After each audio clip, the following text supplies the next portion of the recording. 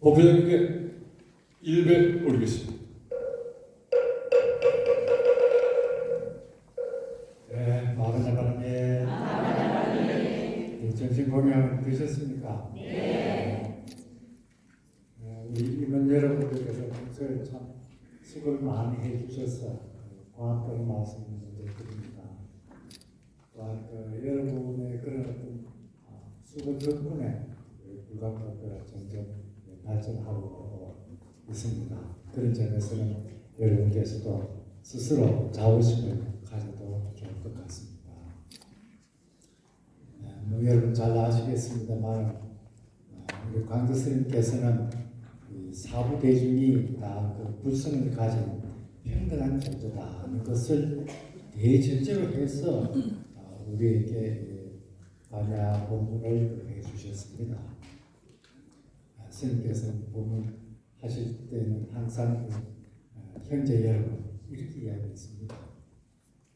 만약에 이 스님들과 제가들 사이에 어떤 계급이라든가 차별이 있다고 하면 형제를 하기가 참 어렵지 않겠습니까? 형제라는 얘기는 똑같은 관계인 것이다. 평등한 관계다는 것을 대전제로 한다고 이해할 수 있겠습니다.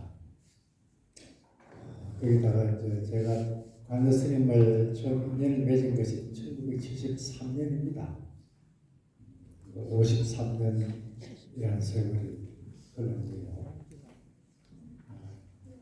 제가 경험한 우리 광주 스님은 참 청정하게 생활하셨습니다. 그리고 어떤 재물에 대한 개인적인 욕심은 찾아볼 수 없었습니다.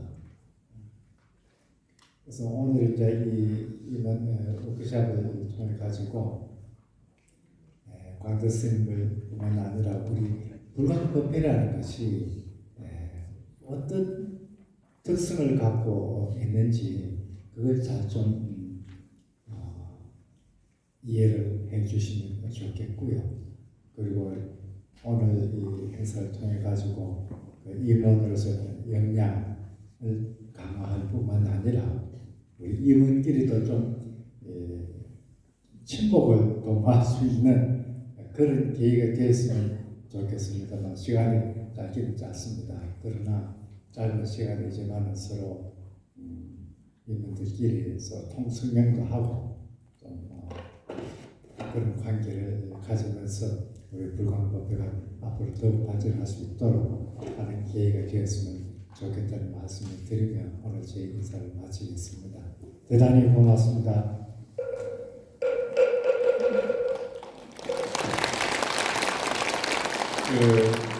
우리 회장님 힘드신 박수 그렇게 치면 기분 나빠요. 확실하게 확실하게 기분 나쁘면 안 하는 거예요. 힘들어. 미적지근하면 기분 나빠. 다시 한번 회장님 박수.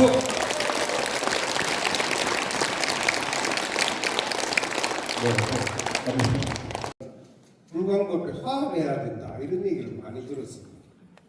그런데 가만히 생각해 보니까 화합을 깨뜨린 사람은 따로 있는데 우리 보고 와서 화합을 해라 이게 말이 돼? 그런 의심을 저는 가지게 되었습니다.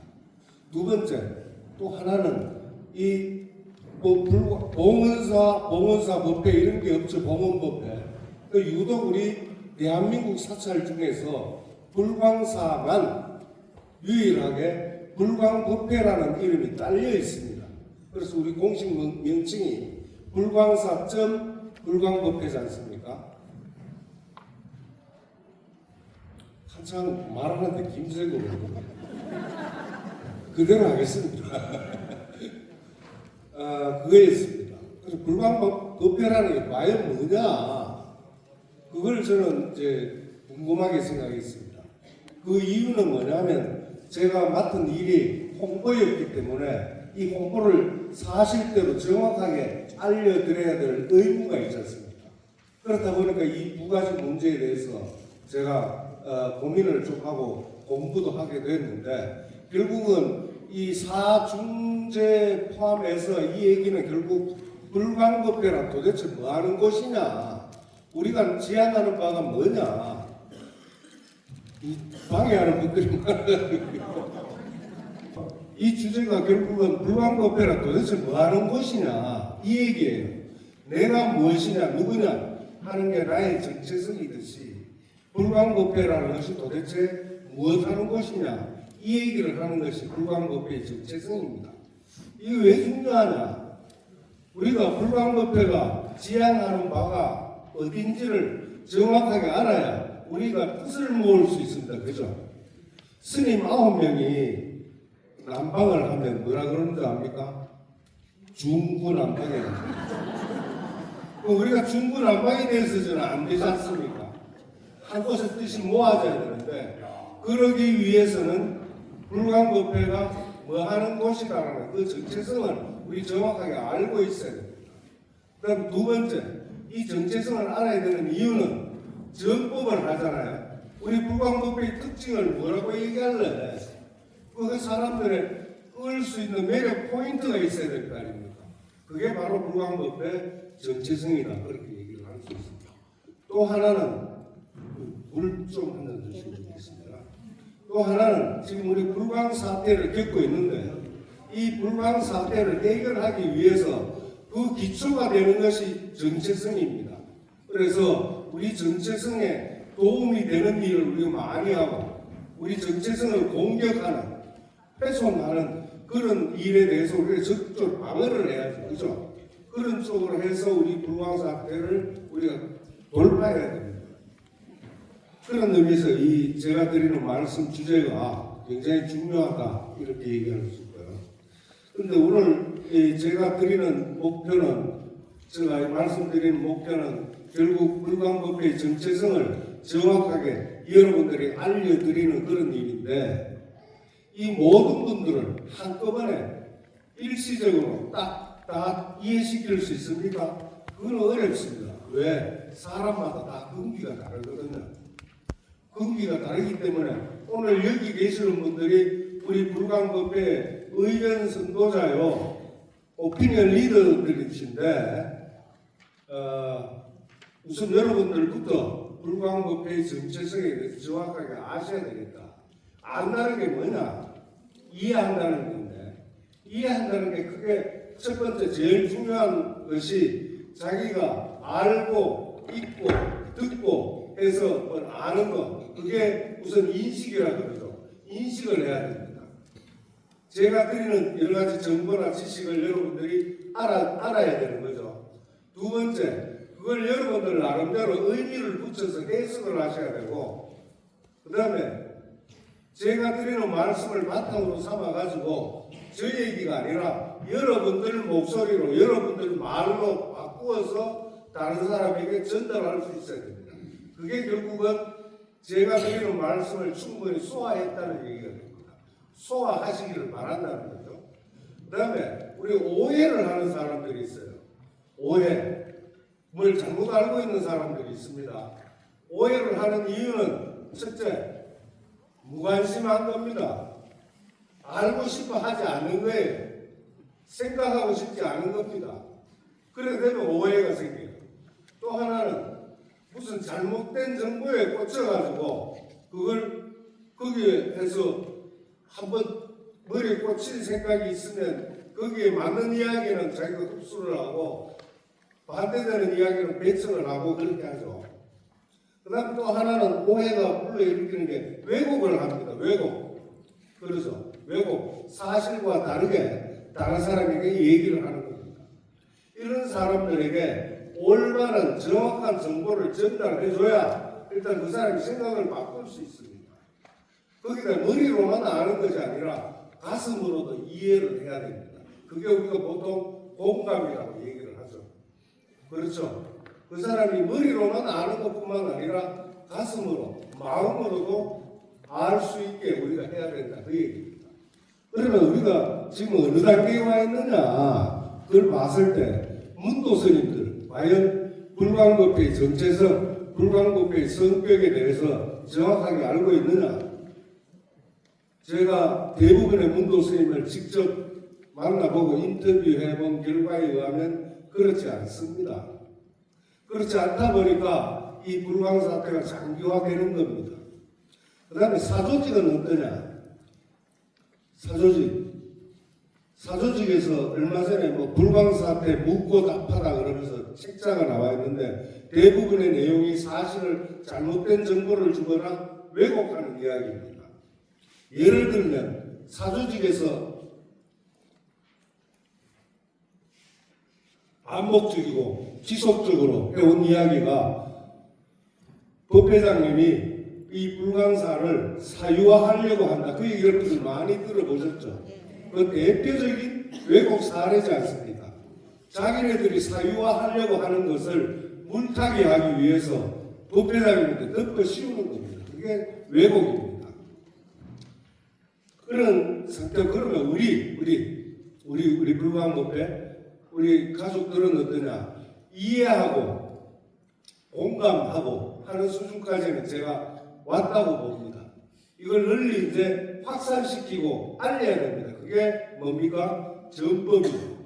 전법 아까 법의장님 말씀하셨습니다만 계속 식구가 늘어서 다행이긴 합니다만 이 속도를 좀 더 가속화할 필요가 있다 저는 생각합니다. 그러기 위해서 뭐를 알아야 된다? 불광법회를 정확하게 알아야 된다. 그런 측면에서 제가 말씀을 드리는 겁니다. 그 다음에 왜 그러면 불광법회가 왜 어떤 계기로 만들어졌느냐 이거 아실 필요가 있지 않겠어요? 그러면 우리 부처님이 우리 불교 가르침을 발견해 내셨는데 그 고민이 뭐였습니까? 생로병사잖아요. 이 일대사 고민을 해결하기 위해서 나온 네 가지 진리, 성스러운 진리가 사성제죠. 오집멸도 그렇지 않습니까? 그러면 그 부처님께서는 자기가 고통을 자기가 살면서 겪는 고통을 본인이 피하려고 했습니까? 하지 않았죠. 그걸 정면으로 통과해서 돌파하려고 했습니다. 그죠? 그렇다 보니까 거룩한 진리가 발견된 건데 마찬가지로 광덕 스님은 무엇을 고민했을까 합니다. 수행자로서. 결론은 뭐냐 하면은 광덕 스님이 올바른 불교를 하고 싶다. 그 대열망을 가지고 계셨습니다. 그럼에도 불구하고 우리 조계종 종단 전체의 움직임을 봤더니 그렇지 못하더라. 그걸 대신망한 겁니다. 그래서 이 정법 불교를 어떻게 대중화시킬 거냐 하다 보니까 나온 아이디어가 불광법회입니다. 그러면 이 불광법회를 낳게 된 그 뿌리가 불광법회의 열매라고 하면 그걸 낳게 된 뿌리가 뭐냐? 우선 첫 번째 광덕 스님의 인간관입니다. 인간관 뭐냐? 인간이 항상 뭐 남의 말만 듣고 따라가는 사람이 아니라 자기가 인생의 주체자로서 자기 인생을 자기가 책임진다는 자세로서 가야 되는데 그러기 위해서는 내가 부처라는 거죠. 내가 부처다. 뒤에서 말씀드리겠습니다만 그 광덕 스님 제가 공부를 해보니까 마하바라바라밀 내가 부처님이다 이런 사상의 뿌리가 어디서 나왔냐 하면 육조 해능 스님의 그 육조 강경 거기에 이름이 그대로 나와요. 거기에서 본인이 광덕 스님이 육조 강경에서 내가 아이디어를 얻었다 그런 얘기를 직접 쓰셨어요. 그래서 육조 스님은 뭐라고 했느냐 하면 자성진불 그랬어요. 내 자성을 알면 그게 바로 진짜 부처다 이렇게 얘기를 하셨는데 그 얘기를 또 들으면 자성이 뭔지 진불이 뭔지 헷갈리잖아요. 잘 몰라요. 그런데 그걸 광덕 스님은 더 직접적으로 너의 생명이 부처님 생명이다. 이게 훨씬 우리 피부에 와닿는 이야기지 않습니까? 내 생명이 부처님이다. 그럼 우리가 금방 알아들을 수 있단 말이에요. 그런데 부처님은 뭐냐? 무한능력자다. 창조자다. 절대 중요하다. 절대자다. 이런 내용이죠. 그런 사상을 일단 광덕 스님이 갖고 계신 거예요. 두 번째, 출가관입니다. 출가관. 광덕 스님이 출가한다는 게 자기 생명하고 바꾼 거다. 출가하고 생명하고 바꾼 거다. 출가한 사람은 부처님 가르침을 몸으로 행하는 사람이어야 된다. 이런 얘기예요. 그게 출가해야 될 뜻이다. 그 다음에 계율을 엄정 스승으로 삼아가지고 거기에서 자비와 청정을 자기가 나타내는 것, 실현하는 것, 이게 출가자가 해야 될 일이다 그랬습니다. 실제로 그럼 광덕 스님이 어떻게 출가를 하셨느냐를 제가 살펴봤더니 광덕 스님이 6.25 사변 50년에 출가를 했어요. 실제 계를 받은 것은 60년, 10년이 지나서입니다. 10년 동안 행자 생활을 한 거예요. 삼위계도 안 받았어요. 그래서 60년도에 계를 삼위계하고 비구계를 동시에 받습니다.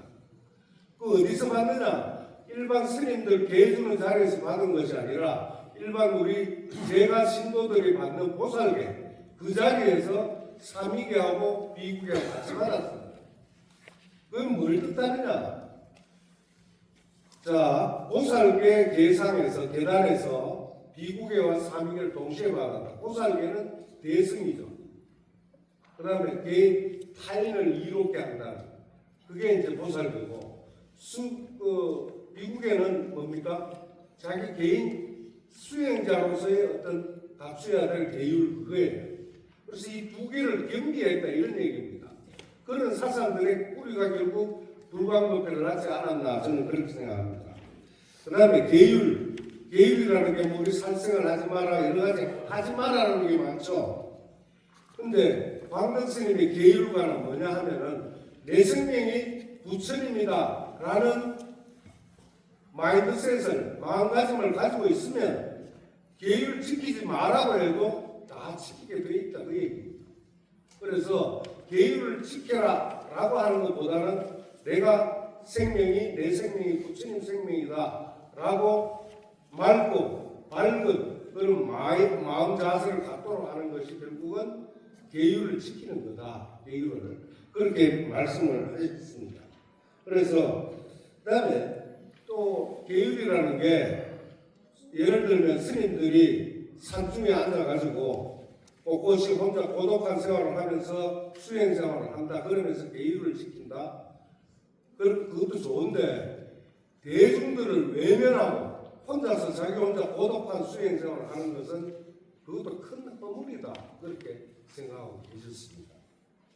그 다음에 파괴승에 대해서 파괴관 이거에 대해서 제가 특별히 쭉 살펴봤거든요. 하도 파괴승이 많기 때문에 봤더니 광덕 스님이 파괴승에 대해서 어떻게 보셨느냐.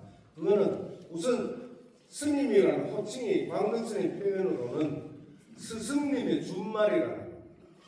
스승님의 준말. 그럼 우리도 뭘 가르쳐 주는 사람이잖아요. 그래서 이런 스님들이 계율을 어기는 것은 도덕적으로 그 사람이 결함이 있다라는 그걸 넘어서서 불교를 파괴하는 거다 그렇게 보셨어요. 우리 예를 불광법회만 하더라도 아까 말씀드렸듯이 지홍 스님이 파괴승의 대표적인 사례인데 이 공동체를 얼마나 망가뜨렸습니까? 이 망가뜨린 일을 우리 동민스님은 어느 그 에세이 수필 매경추중과 쓴 글을 보니까 이 석천호수에 돌멩이 하나 던졌다 그런 일인데 너 왜 그리 요란을 떠느냐 이렇게 얘기를 하는데 제가 그걸 보고 그거는 석천호수에 작은 돌멩이를 던진 것이 아니라 수원지에다가 독약을 푼 거다. 그 인식이나 이 광덕 스님 말씀하시는 이 파괴승에 대한 그 관점은 똑같습니다. 그래서 제가 특별히 우리 2월로 달력에 보면 경부 있잖아요. 경부에다가 광덕 스님 말씀을 인용해 놨습니다. 뭐냐? 정법을 파괴하는 자를 보거든 그를 마땅히 다스려라. 그러면 안 된다고 드러내라. 그 자리에서 물러나게 해라. 몰아내라.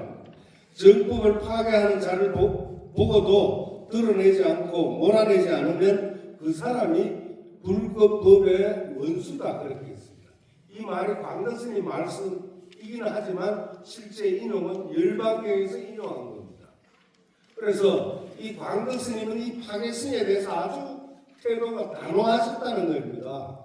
그 얘기를 여러분들 다시 한번 강조해 드리겠습니다. 그래서 이 결국은 이 스님들이 파괴를 하는 이유가 뭐냐면 돈 밝히고 권력 밝히고 그러다 보면 그게 파괴성을 이 길로 이렇게 들어선거나 그런 얘기입니다. 제가 지암 스님한테 개별적으로 들은 이야기인데 지암 스님이 수지 시절에 그 당시에 개혁 불교 해가지고 종단에서 막 혁신 운동을 했는데 그때 지암 스님이 가려 그러니까 가지 마라. 그놈이다. 그러면서 가지 마라고 하니까 자 광덕 스님이 60년에 계를 받았다 그랬잖아요. 계를 받고 난 2년도 62년부터 72년까지 또 근한 10년을 종단 정화불사에 직접 참가하셨어요. 그만큼 아주 유능하셨으니까 종단의 인재니까 우리 종원종법 그러잖아요. 조계종의 종원종법을 광덕 스님이 기초하신 겁니다. 그 정도로 이 종단의 내용에 종단이 어떻게 돌아가는지에 대해서 빠삭했던 거예요. 그렇다 보니까 우리 아까 말씀드렸듯이 이 불광법회를 만들어서 제대로 된 불교를 한번 해보자 그런 생각이셨다는 겁니다. 그 다음에 이 종단에 대해서 어떻게 생각했냐. 우리가 지금까지 우리 불교 그러면 산에 있는 절 아니에요? 그 산중불교라고 그러죠. 거기에다가 기복불교잖아요. 산중불교는 어떤 불교입니까? 산중불교는 우리가 제가자들이 찾아가는 불교예요. 그죠? 그 다음 기복불교라는 것은 기껏 불교를 믿는다는 것이 결국은 지혜와 자비를 배우는 건데 그게 아니라 자기 개인적인 복이나 빌고 재앙을 피해달라고 기도하고 뭐 그 정도였다. 그걸 좀 탈피해야 되겠다 그런 생각이었고 그 다음에 또 하나는 깨달음 지상주의. 깨닫기 위해서 평생을 갖다 바치는 사람은 얼마나 많아요. 실제 그분이 얼마나 도움 주는지는 제가 잘 모르겠습니다만 자기 혼자 깨우쳐가지고 우리 대중들에게 이익을 주지 못한다면 과연 그 깨달음이 무슨 소용이 있습니까? 그래서 광덕 스님이 뭐라고 했느냐? 광덕 스님은 깨달음이라고 하는 것은 결국 행동으로 나타나야 된다 이렇게 얘기했어요. 깨달음, 각은 행이다. 그래서 행동하지 않는 깨달음은 아무 소용없다 그렇게 보시는 겁니다. 그것은 결국 조계종 스님들의 어떤 실상을 제대로 보시고 그걸 비판하는 얘기입니다. 그 다음에 또 하나는 조계종 자기가 봤더니 종단에 사는 일이 종권 싸움하고 돈 싸움하고 권력 싸움하더라. 그게 무슨 불교야? 그런 얘기예요. 그 다음에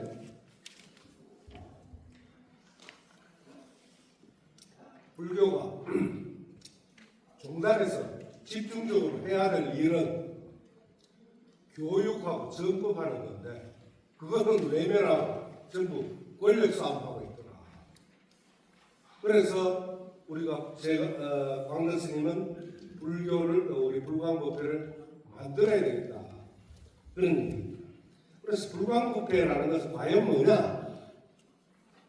제가 봤을 때는 바른 불교는 바로 이렇게 하는 거다라는 그런 모범을 사례를 만들기 위해서 불광법회를 만든 겁니다.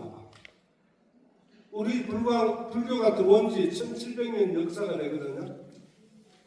372년에 들어왔으니까 그남 1700년이 다 돼가는데 이 광덕 스님처럼 이렇게 생각하고 그걸 실천에 옮긴 그런 분이 과연 있었습니까? 없었습니다. 유일한 겁니다. 고승들 얘기를 하지만 그 고승 열전 저도 가끔 들어보는데 무슨 말을 어떻게 했다, 누구 제자를 어떻게 키웠다 이런 얘기는 들어봐도 이렇게 대중들을 대상으로 현대적인 불교, 바른 불교를 깨치기 위해서 하신 모델은 지금까지 없었습니다. 그런 면에서 광덕 스님은 우리 보고 부처님이라고 하셨으니 광덕 스님은 우리보다 더 훌륭한 부처님인 게 분명합니다. 그래서 제가 AI에게 물어봤어요. AI에게 물어봤더니 AI가 뭐라고 답변하느냐. 불광법회는 아주 특별한 독특한 신행단체다. 한국에서 보기 드문. 그 다음에 두 번째, 여기가 순수불교, 도신불교, 대중불교를 표방하는 우리나라 전법의 혁신 전진기지다. 이렇게 얘기를 하고 있어요. 그 다음에 한 그 정도로 하겠습니다. 제가 말이 너무 많다고 해가지고 질신보살 꿈에도 나타나가지고 제가 좀 넘겨주세요. 뒤로. 그 불광법회 그 신행 체계를 보면 앞인데 앞으로 좀 넘겨주세요. 앞으로. 이 얘기됐고, 틀렸나요? 여하튼, 그래서 우리가 쉽게, 제가 본 광덕 스님의 캐치프레이즈는 4개예요. 그죠? 네? 우리는 횃불이다, 역사를 밝힌다. 두 번째, 내생명 부처님, 무량공덕 생명, 용맹전진하여 말하면 육도승자. 또 하나는 전법 5성입니다. 그죠? 전법 5성. 그 다음 또 하나는 뭐예요? 보현행원으로 보리 이루기. 이 4가지가 딱 자세히 보면 우선 내가 네 생명이 부처님을 알아라. 스님은 뭐라고 했느냐? 너가 이 불광법회가 깨달아야 할 것은 깨달아야 된다. 그러니까 깨달아야 할 것은 다른 게 아니라 내 생명이 부처님이다 라는 걸 깨달아라는 거예요. 그게 도저히 안 깨달아지면 믿어라. 그걸 첫 번째로 하고 있습니다. 그 다음에 두 번째, 이게 내 개인적으로 우선 내 생명이 부처님이다 하니까 내가 얼마나 열심히 활기차게 일을 하겠습니까? 즐겁게. 그럼 이 즐거움을, 환희로움을 이웃에게 전달을 해야죠. 그죠? 그게 전법 아닙니까? 전법. 세 번째, 이렇게 말로만 하지 말고 실천을 해라. 그 뜻으로 우리가 뭘 합니까? 보현행원으로 보리. 그렇게 해서 우리가 이 사회도 밝히지만 궁극적으로 역사를 밝혀야 된다. 역사를 우리가 주체적으로 밝혀야 된다. 주체적으로 밝힌다는 얘기는 무슨 얘기예요? 남 탓을 안 한다는 이야기입니다. 환경 탓을 안 한다는 얘기예요. 모든 것이 내 탓이다. 그런 이야기예요. 그래서 제가 오늘 그러면 오늘의 우리 불광 현실을 어떻게 다 넣어보냐. 청명거사는 어떤 과정이라고 보고 있느냐. 긴 역사적으로 보면 광덕 스님이 불광법회를 이끄신 기간이 25년이에요. 25년, 74년부터 99년까지니까 25년이지 않습니까? 99년, 2000년부터 지금 2026년이니까 그한 26년을 지홍, 지정의 이 파괴 세력에 우리가 농락당해 온 겁니다. 그래서 지금 시기는 뭐냐? 우리가 그동안 숨겨져 왔던 어둠의 그림자를 소멸시켜주는 과정에 있다. 과정에 있다. 그런 얘기입니다. 그럼 광덕 스님이 하신 말씀 중에 제가 좀 인상 깊게 받아들이고 있는 이야기가 광덕 스님은 항상 감사해라 그랬어요. 그럼 이 사태가 과연 감사할 일이 있느냐? 제가 말할까? 있어요. 우선 여러분들 내 생명 부처님 무량공덕 생명 했을 때 여러분들 좀 관습적으로 하지 않습니까? 진짜로 그런 말을 할 때 내 생명이 부처님 무량공덕 생명이다 라는 걸 진짜 마음속으로 공감하면서 거기에 마음이 모아집니까? 그걸 다시 한번 되새겨줬다 그런 이야기입니다. 그 다음에 또 하나는 우리 불광법회 그러니까 우리 맨날 보는 분들이고 이러니까 불광법회가 얼마나 우리 한국 불교 역사에서 중요한 자리를 차지하고 있는지 중요한 위치에 있는지 그걸 우리가 몰랐다 이 얘기입니다. 그 몰랐다는 걸 우리가 알게 됐어요. 그 다음에 또 뭡니까? 바른불교라는 게 뭐다. 그걸 우리가 알았죠. 새로. 예? 무조건 스님들에게 맹목적으로 추종하는 그런 불교는 바른불교 아닙니다. 우리 스님을 우리 복전이라 그러죠. 복전. 우리 돈을 무시하는 복전이라 그러는데 복전 역할을 하려고 그러면 제일 전제 조건이 뭡니까? 계율을 지키는 겁니다. 우리는 못하는 계율을 아주 철저하게 지키잖아요. 그렇기 때문에 복전의 역할을 하는 거죠. 우리는 오계를 좀 범해도 너 불자 아니야 그렇게 아니라고 강퇴를 당합니까? 스님들은 오계가 강제예요, 강제. 그걸 어기면 무조건 승복을 벗어야 돼요. 그런 입장에 있는 사람들이 지금 창건주를 하고 있고 우리를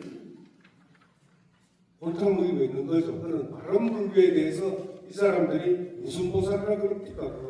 무슨 역행보살? 네, 역행보살로 생각하고 감사할 필요가 있습니다. 그 다음에 세 번째. 자, 우리가 불교, 그 다음에 불광법회, 여러분들 가지고 계셨던 생각들이 있을 겁니다.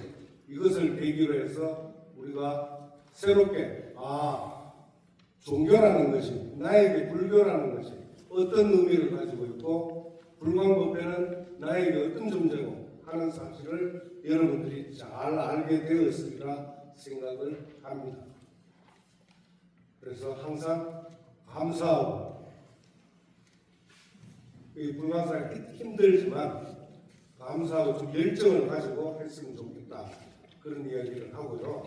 그 다음에 한 가지 광고를 하자면 제가 시위단을 총괄하고 있는데 시위단 열심히 나오시고 그게 우리 법적인 것도 있지만 우리가 더 크게 세력화돼야 됩니다. 어두운 것을 밝히려고 그러면 빛이 많아야 돼요. 더 많게 하기 위해서는 우리 지금 불광법회가 평소에 한 600~700명 오신다 그러는데 제가 희망하는 바는 그게 딱 2배만 됐으면 좋겠습니다. 네, 그 정도로 제 말씀 마치겠습니다. 감사합니다. 다 잘 알고 계시고 또 잘 하고 계신 가장 기본적인 말씀을 저는 드리려고 합니다. 저에게 주어진 시간이 5분밖에 안 되거든요. 대부분의 사람들이 임원을 맡게 되면 사실 그것만으로도 많은 부담을 느끼게 됩니다. 내가 잘 할 수 있을까? 책임을 제대로 할 수 있을까? 이런 생각을 하게 되지요. 하지만 우리가 임원을 맡았다는 것을 조금 다르게 생각해 보면 좋겠습니다. 우리가 임원을 맡았다는 것은 단순히 일을 맡았다는 것이 아니라 특별히 선택된 영예로운 자리라고 저는 생각합니다. 그래서 내가 선택된 사람이구나 라는 자각을 가지고 항상 투철한 사명감으로 임해 주셨으면 좋겠습니다. 그러면 오늘 나누어드린 교재 49쪽을 한번 보시겠습니다. 49쪽을 보시면 구법회 조직도가 나와 있고요. 또 48쪽에 우리 모두가 다 아시다시피 구법회 임원은 명등, 총무, 교무, 재무 이렇게 이루어져 있고요. 또 법등 임원은 마하반야, 바라밀, 보리로 구성되어 있습니다. 그런데 각각의 역할이 다 소중한 자리입니다. 하나하나 자세히 설명을 드리면 좋겠지만 오늘은 시간 관계상 지금 여기에서 자세히 설명드리기는 어렵습니다. 그래서 이 부분은 집에 가셔서 교재를 한번 천천히 꼭 읽어보시기 바랍니다. 구법회 임원의 여러 역할 가운데서도 가장 중요한 역할은 바로 명등입니다. 아마 여러분 모두 다 그렇게 생각하실 겁니다. 명등은 구법회의 어머니와 같은 존재입니다. 우리가 일요일 법회에 왔는데 명등이 보이지 않으면 마치 집에 왔는데 엄마가 집에 없는 것 같은 허전한 마음이 듭니다. 그래서 명등의 역할은 단순히 일을 하는 것이 아니라 사람들을 따뜻하게 맞이하는 역할이라고 생각합니다.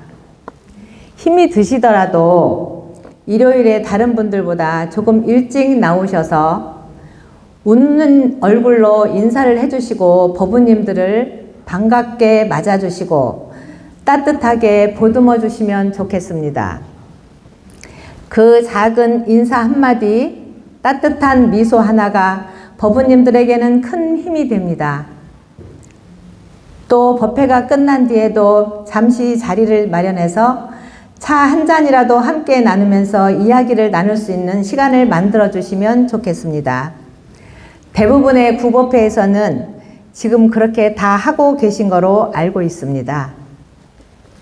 그런 시간이 쌓이면 법회 분위기가 훨씬 더 따뜻해지고 법우님들 사이에도 정이 깊어지게 됩니다. 임원이라는 자리는 그만큼 사람들을 따뜻하게 연결해주는 소중한 자리라는 생각을 합니다. 그래서 임원 여러분께서는 항상 밝은 마음과 따뜻한 마음으로 법우님들을 맞이해 주시면 우리 구법회는 더욱 화목하고 행복한 법회가 됩니다. 저는 송파 11구 소속입니다. 저희 구법회에서는 오래전부터 매월 첫째 주 명등회가 끝난 후 그 다음 주쯤 전체 임원 모임을 합니다. 이 자리에서 해당 달의 법회 일정과 행사 계획을 먼저 공유하고 있으며 이후 마가 법등 모임을 통해 각 법등에 다시 전달하고 있습니다. 이러한 과정을 통해 구법회 식구들께서 법회 일정과 행사 계획을 보다 정확하게 이해하시게 되었고 그 결과 일요법회에도 정말 많은 분들이 꾸준히 참석하고 계십니다. 저는 이와 같은 체계적인 전달 과정이 구법회의 원활한 운영과 활성화에 매우 중요하다고 생각합니다. 지금 현재에도 임원 여러분 너무나 잘하고 계십니다. 앞으로도 잘 부탁드린다는 말씀을 드리면서 마치겠습니다. 임원 여러분의 노고에 다시 한번 감사드립니다. 마바냐바라밀.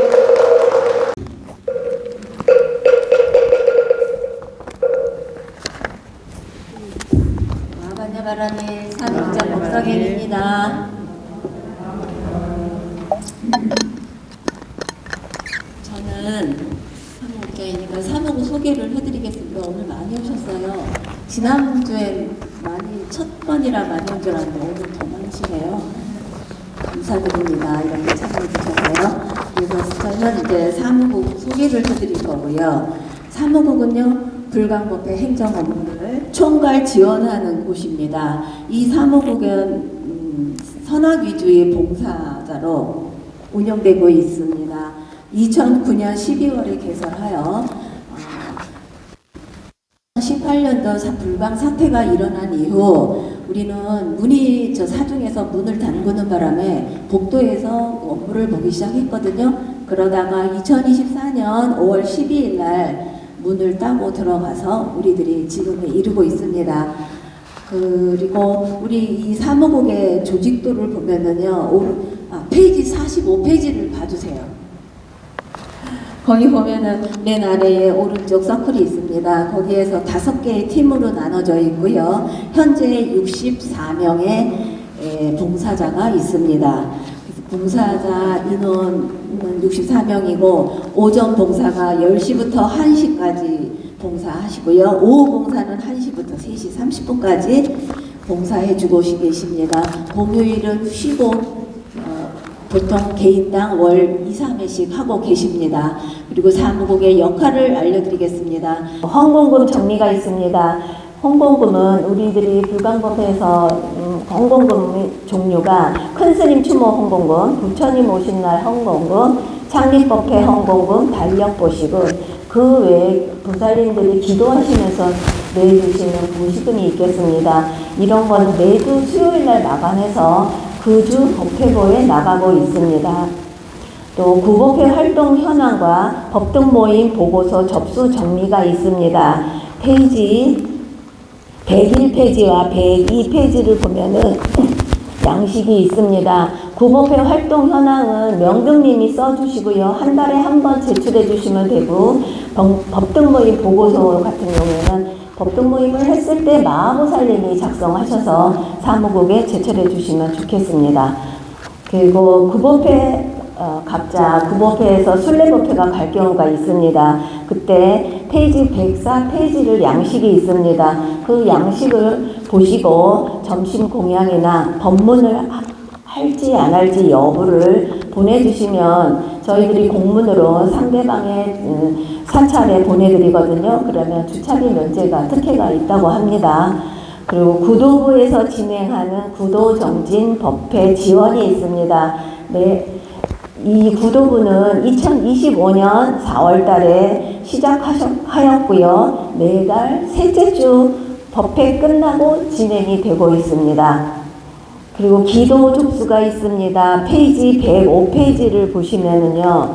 기도 접수 작성하시는 방법이 있습니다. 그 기도 동참 발언문이라고 105페이지에 있는데요. 여기 보면은 생축, 살아계신 분을 축원할 때 쓰는 양식이고요.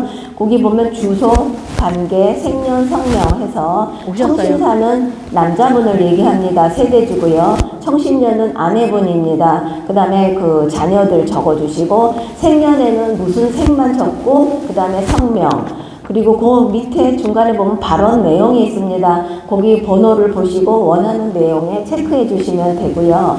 그 다음에 지장제일 백중기도 동참 발언문이 뒷장에 있습니다. 여기에는 주소, 보기자, 전화번호, 그리고 관계에서는 할머니, 할아버지, 뭐 어머니, 아버지인지 써주시고요. 그 다음에 동관을 적습니다. 여기는. 그 다음에 성별, 남녀 구분해 주시고 성명, 영가명을 적어 주십니다. 지금에는 거의 지장제일이 이제 많이 하시다 보니까 지장제일이 거의 붙이고 계시거든요.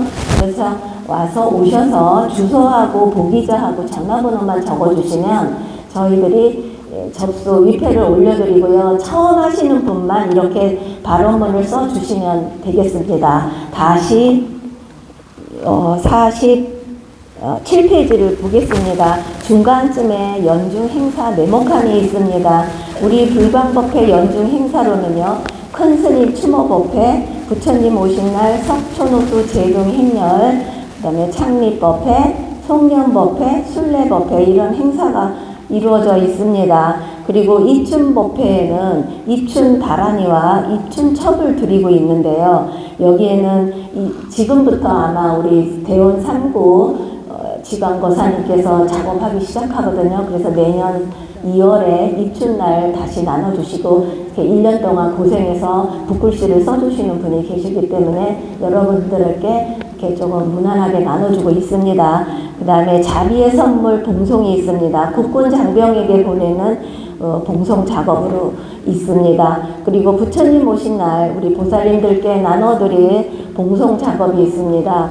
이런 행사에 이 일을 도와주시는 분은 명등님들로 구성된 법회팀에서 저희들이 요청을 하면 법회팀에서 도와주고 계시고요. 그 외에 좀 자잘한 일은 사무국 봉사님들께서 해주고 계십니다. 그리고 이제 그 밑에 이제 저 사무국에서 운영하는 봉사단체가 16개가 있습니다. 연화부 보시겠습니다. 연화부는 장례식장, 연불, 기도봉사를 하는 곳이고요. 자방부장님이 맡아주십니다. 보문부는 지장제일, 백중, 떡, 진수, 과일 준비해 주십니다. 금강화 팀장님이십니다. 구도부에는 구도 철야정진이 아까 말씀드렸듯이 셋째 주 법회 후에 하는데 2시간으로 이루어져 있거든요. 1부는 금강경, 2부는 참선이나 바람일 정근 108배 수행이 있습니다.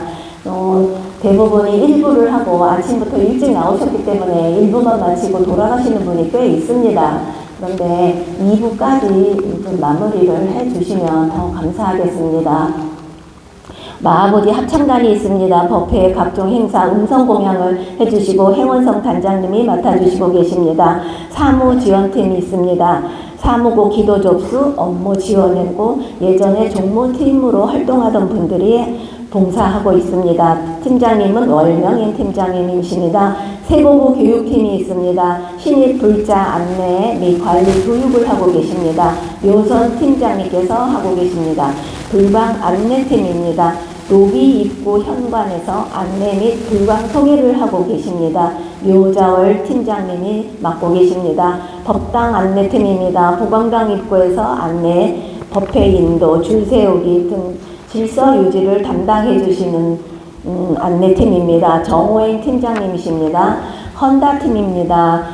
부처님 오신 날 부처님 오신 날 육복 공양을 준비해 주시고요. 부처님께 차 공양 매주 채공양을 올리고 계십니다. 정명 팀장님이 맡고 계십니다. 꽃 공양 팀입니다. 부처님 상단에 꽃 공양 장엄하게 해주시고 계십니다. 묘행 팀장님이 맡고 계십니다. 미디어 팀 법문을 녹취하고 편집해서 불방 카페에 글을 올려주고 계십니다.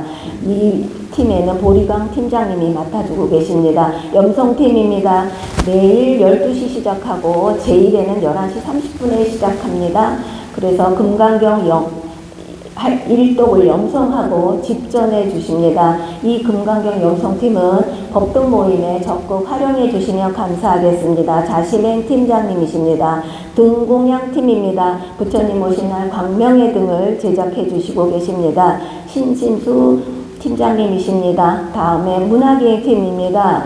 도보로 2시간 거리에 있는 곳으로 문화유적 기행을 하고 계십니다.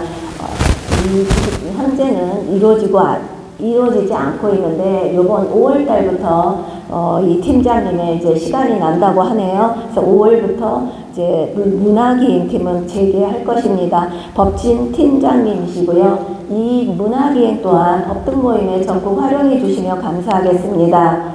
유튜브 방송팀입니다. 법회 관련 행사 방송, 법회 시 마이크 조달, 스크린 영상을 올려주는 방송팀이 있고요. 이정 팀장님이 맡고 계시고 촬영이나 보도 이렇게 유튜브를 촬영하셔서 불방법회 TV에 올려주고 계시는 도국 팀장님이 계십니다. 그리고 보강당 청정 봉사팀이 있습니다.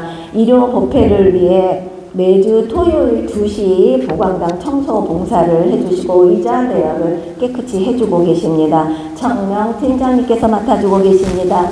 이렇게 해서 16개의 팀을 제가 소개해드렸고요. 그 외에 아까 청명 팀장님 말씀하셨더니 불방사 토요시 팀이 있습니다. 토요일마다 진행을 하고요. 그 다음에 봉은사, 하강사, 동명사, 조계사에 시위를 하고 계시는데 임원 여러분들이 이쪽으로 좀 많은 관심을 가져주시면 감사하겠습니다. 그 외에 회장님이 하시는 법률 상담, 보강 감사님께서 세무 상담이 무료로 저희들이 운행하고 있습니다.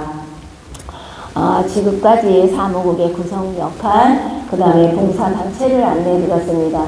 기도도 많이 하지만 우리가 이 봉사단체는 지금 인원이 많이 부족하거든요. 그래서 봉사단체에 여러 임원님들께서 조금 적극적으로 봉사단체에 가입해 주시면 더 좋겠습니다. 제 말씀을 여기까지 끝내고요. 보현행원으로 보리로리 감사합니다. 효문 수석부회장님께서 아주 딱딱한 불강 회칙에 대한 설명을 하시는데 이 회칙이 굉장히 중요합니다. 우리 효문 부회장님의 자세한 안내를 받으시기 바랍니다. 자, 1례 인사드리겠습니다. 마마주마라의 시간이 많이 지나서요. 세 가지만 말씀드리겠습니다. 불광법의 성격이 불광사의 신도단체냐 아니면 광덕스님이 말씀하신 그 사부대중이 함께 실행활동을 하는 단체냐 하는 쟁점이 있습니다. 이건 현재 법정에서도 계속 다투고 있는 그런 문제인데 그거에 관한 겁니다.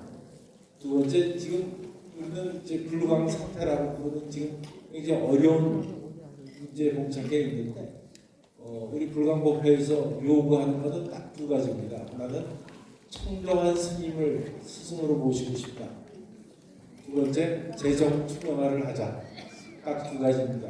그래서 결국 이 세 가지가 우리 회 측에 어떻게 반영이 되어 있는지를 중심으로 짧게 말씀드리겠습니다. 자료는 여러분들이 갖고 있는 이 자료집 56쪽을 보시면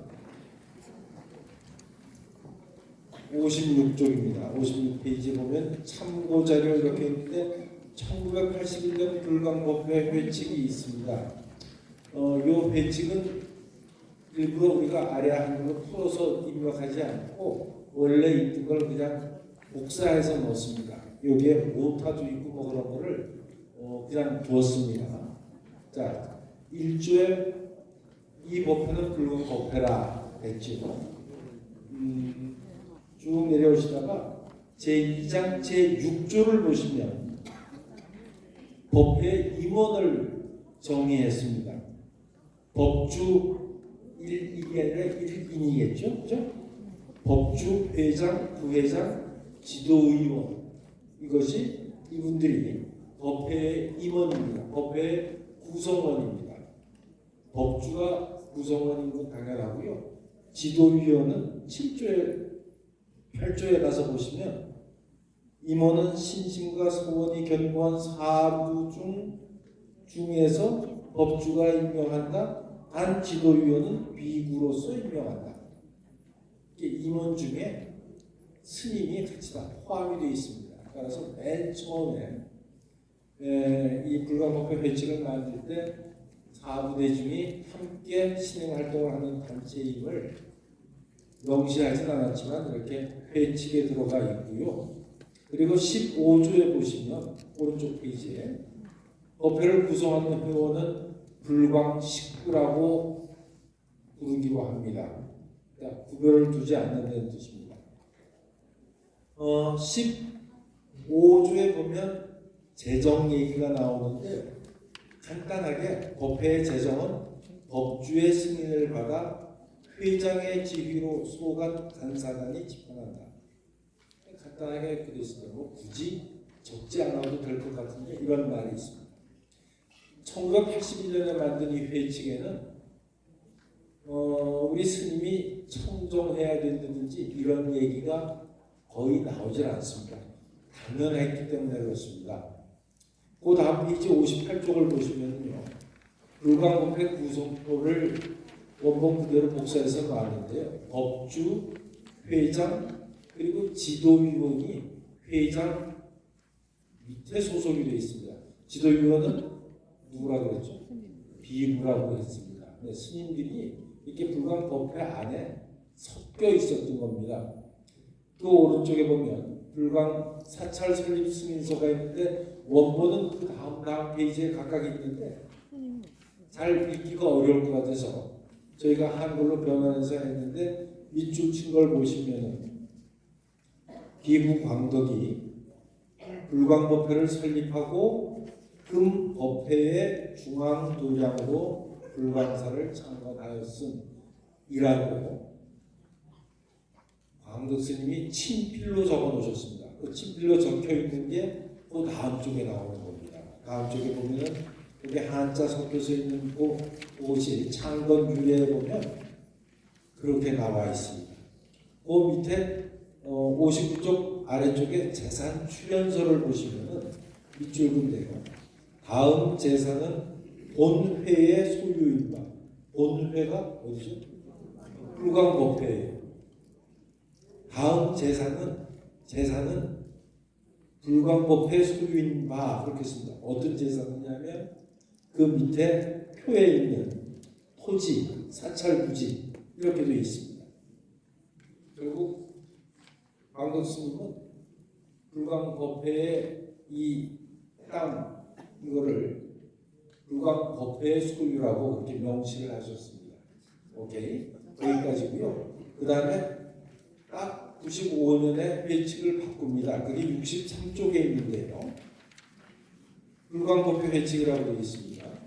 6조에 보면 순서가 조금 바뀌었지만 역시 임원의 법주, 부회주, 지도위원 스님 이렇게 나오고 그 밑에 회장 이렇게 나오고 역시 이때도 구성이 사부대중이었으면 분명합니다.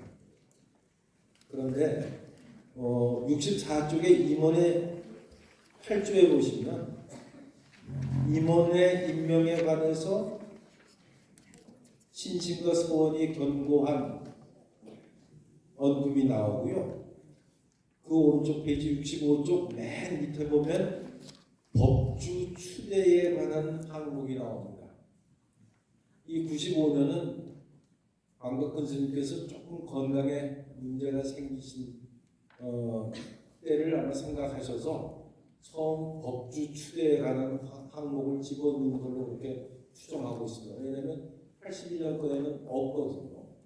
거기에 뭐라고 나와 있느냐면 이때는 이제 법주라고 이제 불렀는데 서원이 견고하고 수행이 탁월한 청정비구로서 법주로 추대한다. 이렇게 되어 있습니다. 근데 이제 이러저러한 사정이 있으면 그 다음 페이지 첫 번째 줄에 가면 임무를 수행할 수 없게 되었을 때 재단법인 이사장이 지금 요거는 대각회 이사장이겠죠. 그리고 본회의 회장단과 협의하여 추대한다. 이렇게 되어 있습니다. 그러니까 법주를 이렇게 임명하고 그 임무를 정식 이렇게 넘겨드리지 쉽게 얘기해서 넘기지 못했을 때는 재단법인 이사장하고 회장이 협의해서 결정하고 법주는 불광법회 창건주로 한다. 그렇게 표현이 되어 있습니다. 요게 이제 아마 95년에 광덕스님께서 입장하신 게 99년이니까 아마 법주를 추대해야 될 상황에 대해서 미리 아마 생각하셨던 게 아닌가 그런 생각이 듭니다. 같은 65쪽에 15조에 보면 법회 재정 얘기가 나오는데 재정은 법주, 부법주의 승인을 받아 회장의 지휘로 이렇게 있습니다. 계속 회장이 지휘해서 재정을 관리하는 것으로 그렇게 되어 있습니다. 그러다가 이제 광덕근 스님께서 입적하시고 2008년에 68쪽에 회칙이 있습니다. 2008년에 회칙이 개정이 되는데 이때 명칭을 대한불교조계종 불광사 불광법회라는 명칭을 쓰기 시작합니다. 이전에는 그런 얘기가 없었는데 아마 이때부터 무슨 의도가 있었는지 모르겠습니다만 아무튼 그렇게 되어 있고요. 여기에는 임원 회원의 스님이 포함이 된다는 게 불확실해집니다. 법회 조직이 제8조에 있는데 회장단 얘기가 있고요. 법회, 구법회, 법등 등등 나오는데 지도위원이나 이런 얘기가 나오질 않고 단지 10조에 가면 애매하게 자문위원회라고 두고 같이 자문위원회라 그러면 우리 불광 식구가 아닌 것 같은 그런 인상을 줄 수도 있는 그런 자문위원회가 있는데 여기에 스님들 말씀이 있고 그 밑에 11조의 임원회는 스님들 열거가 없습니다. 이때는 지용 스님이 계실 텐데요. 아무튼 그렇게 되어 있습니다. 재정에 관해서는 제17조에 뭐 쭉 나오는데 특별한 언급이 없이 그냥 법회 재정은 회장의 지휘로 사무국에서 집행한다.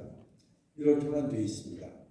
아마 2008년에 이걸 개정하면서 무언가 의도가 있지 않았나 하는 생각을 우리는 그때 눈치채지 못했지만 아마 그렇지 않을까 거꾸로 생각해보면 그런 생각이 듭니다. 현행 불흥법회 회칙은요. 이제 이 사태가 일어난 이후에 여러 가지로 이제 마련이 되는데 75쪽에 보시면은 제9조에 이제 명칭을 정리합니다. 전에는 법주가 회주고 회주가 법주고 뭐 그랬는데 제 구조에 이제 법주는 광덕 스님만을 법주라고 부르고 불광법회 회주는 그냥 회주입니다. 이때 서원이 견고하고 수행이 탁월한 청정승이어야 한다라는 게 명시되고요. 그 밑에는 구조의 이해 창건주도 마찬가지로 서원이 견고하고 수행이 탁월한 청정승이어야 한다. 사실 이게 굳이 들어가야 합니까? 당연한 얘기이기 때문에 들어갈 필요가 없는데 왜 들어갔겠습니까? 그죠? 네. 이렇게 들어가게 되어 있습니다. 굳이 청정한 스님도 많이 있는데 청정하지 않은 분이 회주나 창건주가 될 이유가 뭐 굳이 있겠습니까? 그런데 여러분들이 잘 아시는 그런 여러 가지 이유로 회칙에 이 문구가 들어가고요. 재정에 관해서는 두 쪽을 더 넘겨서 78쪽에 보시면 법회의 재정이 나오는데 변한 것 없이 법회의 재정은 회장의 지휘로 사무를 기획한다 하고 참고자료 제9 92쪽에 보면 불광사 불광법회의 재무에 관한 세칙을 다시 정확하게 만들게 되는 이런 사태에 이른 것입니다. 이 불광법회 배칙은 읽어보시면 잘 아시겠지만 제가 짧은 시간에 얘기하고 싶었던 것은 불광법회는 불광사의 신도 조직이다? 아니다. 그리고 우리의 요구사항은 청성승을 스승으로 모시고 싶다. 그리고 재정을 투명하게 했으면 좋겠다는 것이 회칙이 어떻게 반영이 되어 있는가 그거를 중심으로 말씀드렸습니다. 감사합니다. 네, 우리 조준수 회장님 수고하고 다시 한번 박수로 요거에 취하되겠습니다. 소중한 내용을 저희들을 위해서 강의해 주실 강사님 소개드립니다. 순명 여자대 송혜진 명예교수님 박수로 맞이해주십니다. 그 예의상 저희가 일배를 올리겠습니다.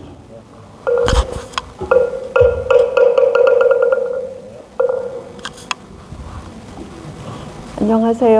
저는 송혜진입니다. 우리 존경하는 박홍호 회장님께서 전화 주셔가지고 강의를 말씀하셔서 그냥 앞뒤 여쭙지도 않고 네 했는데 와서 배우니 1년에 한 번뿐인 이날에 저를 부르셔서 너무나 외람되고 조심스럽습니다만 오늘 평소에 별로 들어보시지 못하였을 거라고 생각되는 세종대왕의 음악 이야기와 특히 세종대왕께서 불교 음악을 직접 만드셨다는 말씀을 사리영흥기라고 하는 문헌을 중심으로 말씀드리겠는데요. 분량은 꽤 많이 있는데 핵심적으로 미리 말씀드리면 세종대왕은 선생님들께서 많이 이제 알고 계시는 것처럼 역사적인 훌륭한 임금이실 뿐더러 특히 그 현대에 이를수록 그분이 남기셨던 업적이 더욱 빛나고 있고 이제 그런 중에 세종대왕이 위대한 그 지도자셨고 역사적인 그 위인이라는 점은 잘 아시지만 그분이 불사를 왕실에서 주도하셨고 직접 불교음악을 하셨다는 사실은 널리 알려지지 않았습니다.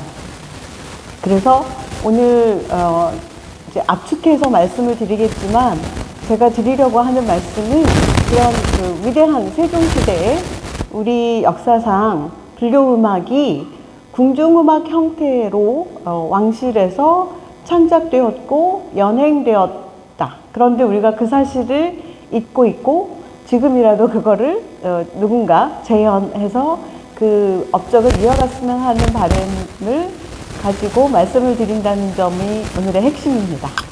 다음 페이지 보겠습니다. 세종께서는 굉장히 대단한 생각을 가지고 새로운 시대의 음악을 만드셨습니다. 그래서 새 음악이라는 용어를 썼는데요.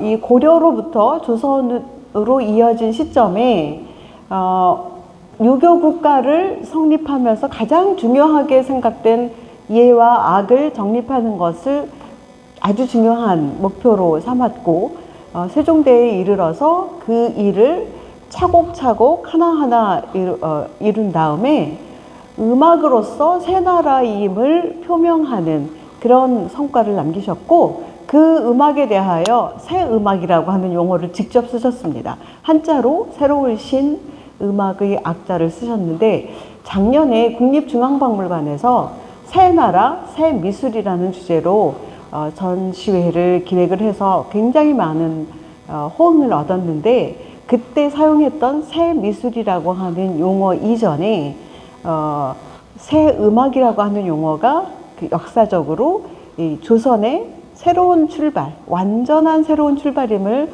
선언하는 개념이었다라고 하는 거를 말씀을 드리고 그 다음에 이제 다음 페이지 넘겨보겠습니다. 종묘제략 들어보신 적 있으실까요? 아 정말요? 전통문화의 네. 종묘제략이 네, 이거 잠깐 보실까요? 유럽 클래식 음악의 신장 베를린 필하모니 대공연장에 올려졌습니다. 우리 전통 국악의 매력에 푹 빠진 독일 관객들은 로 호응했습니다. 베를린 빙귀스 특파원이 공연 현장에 다녀왔습니다. 관객들에게 예를 표하고 드디어 연주가 시작됩니다. 한국 종합예술의 걸작, 유네스코 인류무형문화유산, 수많은 찬사를 받아온 종묘 제례야. 베를린 필하모니 대공연장 무대는 국립국악원도 처음입니다. 다소 긴장된 상태에서 최고의 연주가 나옵니다. 낯선 음악, 화려한 의상, 정제된 춤사 위에 관객들도 숨을 죽이고 무대에 집중합니다. Ich glaube, dass sich dafür viele Leute noch über diese Aufführung hinaus interessieren werden. Und ich glaube auch, dass es ein Anfang für ein neues Interesse. 70여 분의 공연, 객석을 가득 메운 관객들의 박수는 10분 넘게 이어졌습니다. Mir hat das Konzert sehr gut gefallen, die Darstellung. Ich war überrascht, dass es so ein buntes Kostümbild gab. 이렇게 길고 뜨거운 박수를 받은 건 이것이 처음이에요. 이렇게 큰 관심과 박수를 받고 저희 단원들도 매우 감격하고 좀 흥분했을 것 같다는 생각이 듭니다. 주 독일 한국문화원과 베를린 음악제 측이 3년 반을 준비한 공연. 국립국악원은 함부르크와 인웬, 헬른 등 독일 주요 도시의 공식 초청으로 이번 달 내내 순회 공연에 나섭니다. 우리 공연 문화의 새로운 역사가 시작되는 날입니다.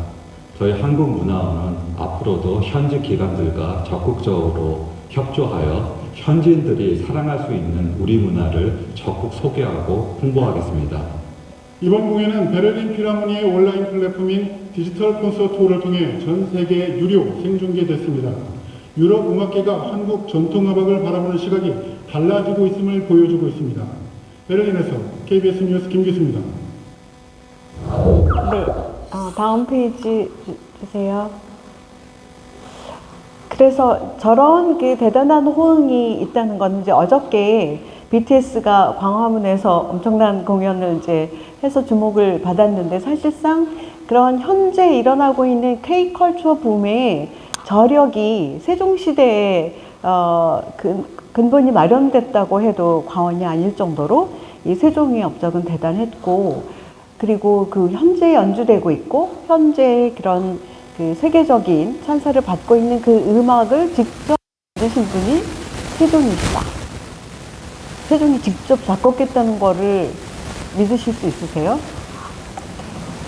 대체로 많이 배우신 분들은 아니라고 생각하세요. 다른 사람이 한 걸 왕의 이름으로 대체한 것이겠지라고 생각을 하시는데 사실상 세종은 작곡가셨습니다. 다음 페이지 주세요. 세종신록에 보면 처음에 임금이 용비협성가를 관현에 올려 느리고 빠름을 조절해 시화평, 시풍형, 여밀락 등 음악을 만드셨다. 모두 악보가 있다. 뒤에 문, 무 두 가지 춤 곡조를 제작했는데 문의 곡조는 도, 태평, 무예곡조는 정대업이다. 각각 악보가 한 권씩 있다. 그렇게 되어 있어요. 네. 다음 페이지 보겠습니다. 그리고 진짜 작곡을 했어? 할 수 있는 역량이 있었어? 라고 하는 걸 뒷받침할 수 있는 기록인데, 신학의 장단과 음의 높고 낮음은 모두 임금이 만드셨는데 손으로 막대를 짚고 땅을 두드리며 하루 저녁에 대정했다. 놀랍지 않아요? 그런데 약간 다 믿을 수가 있겠는데, 하루 저녁이라고 하는 거가 좀 의심이 될 만한 구절이에요. 그 이유는 한글이 어느 날 발표된 거와 같이 세종이 작곡한 신학도 어느 날 발표되었기 때문에 어제 저녁까지도 이 실록을 기록하는 사관들이 보지 못하였던 일이 갑자기 발표됐기 때문이라고 해석을 하고 있고, 한글을 창제하는 그런 기간에 같은 생각으로 새로운 음악을 직접 작곡하셨다 하는 것이고, 임금이 직접 막대로 땅을 짚으셨다라고 하는 것은 박자를 짚어서 그 노랫말과 그 음악의 그 조율을 직접 하셨다는 것으로 해석을 하고 있습니다. 실록에 저렇게 정확하게 적혀 있습니다. 다음 페이지 주세요. 그래서 보시다시피 세종 25년에 훈민정음을 창제하셨고 27년에 한글본과 한문풀이본을 완성합니다. 그리고 28년에 훈민정음이 반포되고 29년에 용비어천가가 반영이 됐고 용비어천가를 위한 작곡을 하게 됐고 31년에 보태평, 정대협 등을 발표합니다. 용비어천가를 노랫말로 삼은 악곡은 여밀락으로 지금 전승이 되고 있고, 보태평, 정대협은 조선의 건국을 이룩하기 위해서 공을 세운 것을 대업, 큰 업을 세우셨다라고 하는 노랫말로 작사를 해서 작곡을 하셨고, 보태평이라는 것은 새로운 나라를 세운 후에 백성들이 문화적인 삶을 누리며 안전하게 살 수 있는 기반을 만든, 그래서 태평을 보존한 공덕을 기린 노랫말을 짓고 작곡을 했습니다. 보태평, 정대협입니다. 그것이 현재 전하고 있는 종묘제례악의 노랫말이고 악곡입니다. 그러니까 세종께서는 건국 이후 약간의 그 백성들로부터 의심되는, 건국에 대해서 의심되는 부분을 어떠한 연설이나 혹은 강요로 설득하지 아니하고 음악을 작곡하여 그것을 영원히 남기려는 계획을 하셨고, 그 결과물이 오늘날 우리가 직접 귀로 듣고 연행을 눈으로 볼 수 있는 작품으로 전하고 있다는 것이니까 세종의 그 계획은 진짜 대단했다는 생각을 늘 하게 됩니다.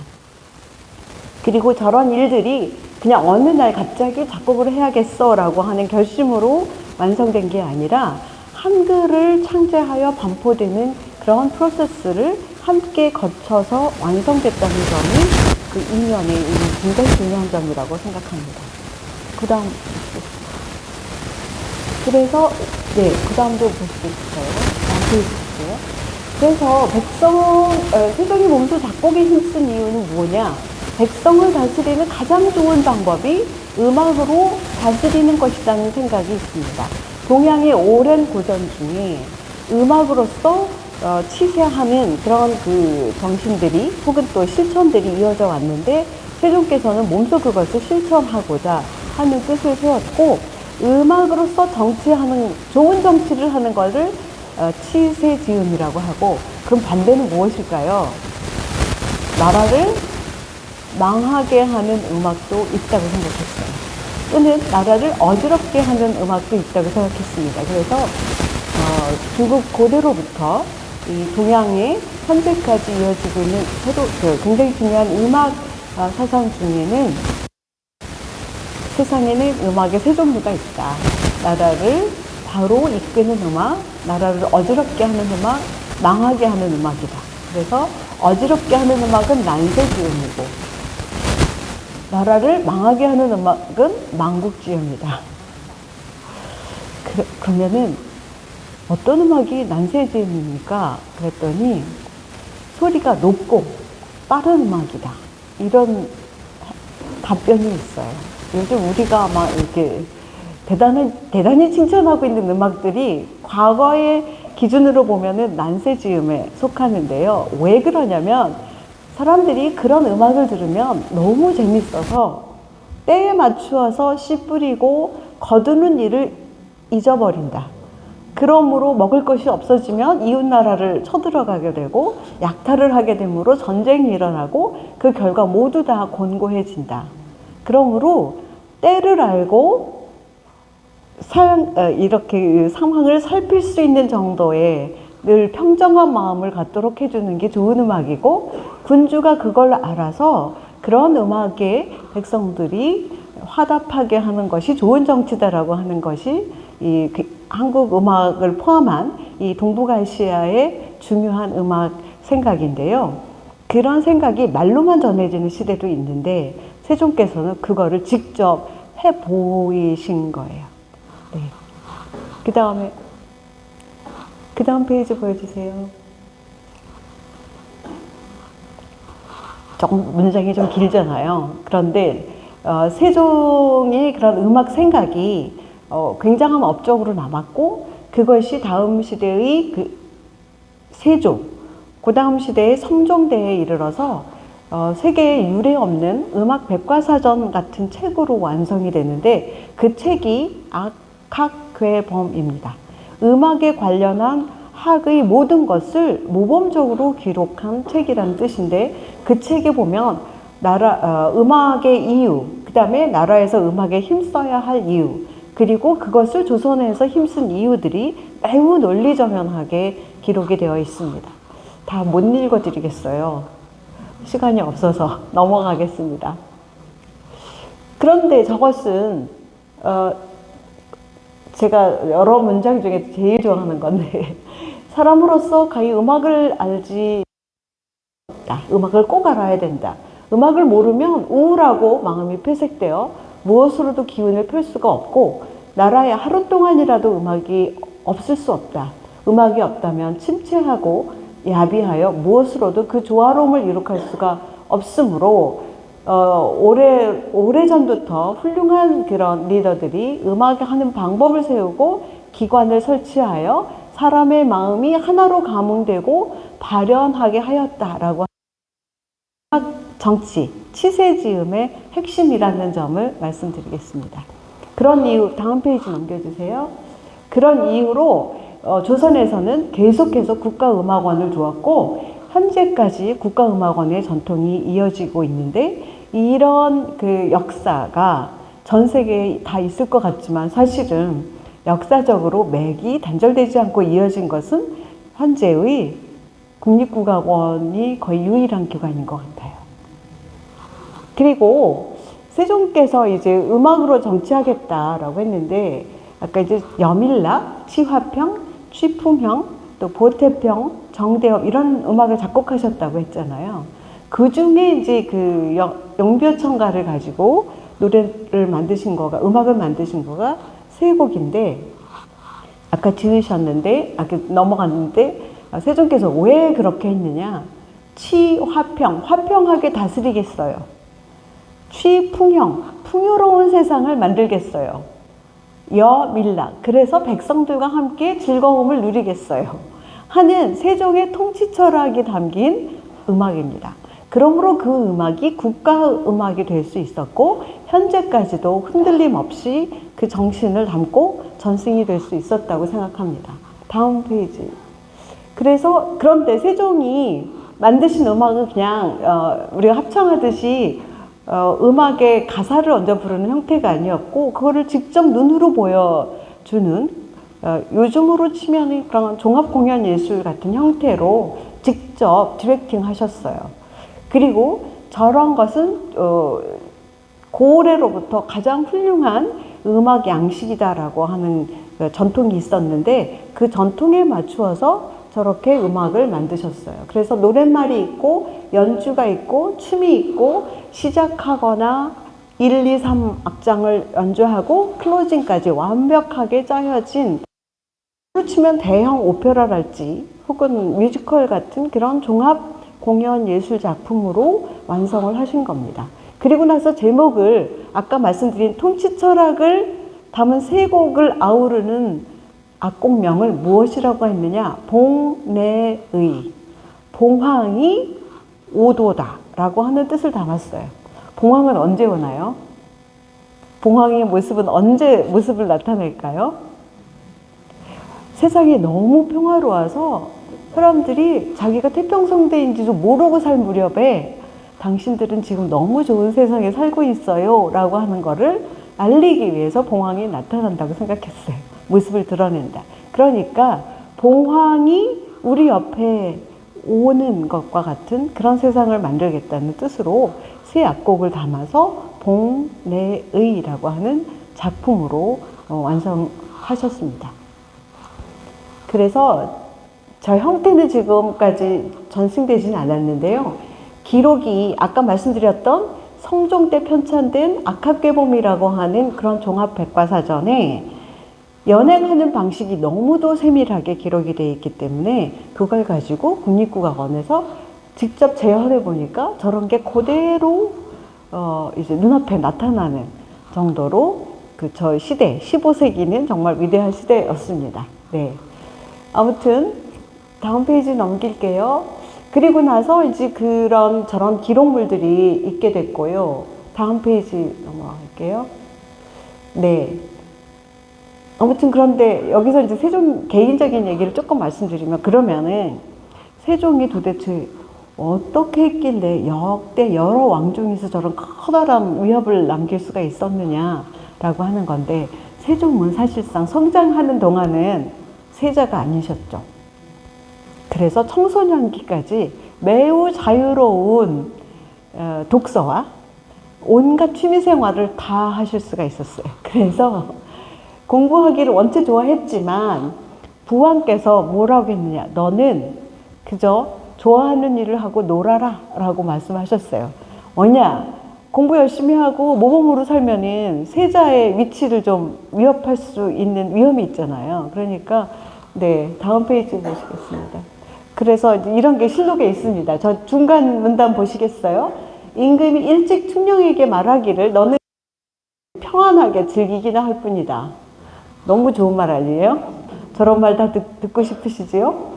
저런 말을 듣고 세종이 가뜩이나 재질도 뛰어난데 공부를 좋아했고 그래서 심지어 서화, 글씨 쓰고 그림 그리는 거, 화석은 뭐냐면 꽃 키우는 거예요.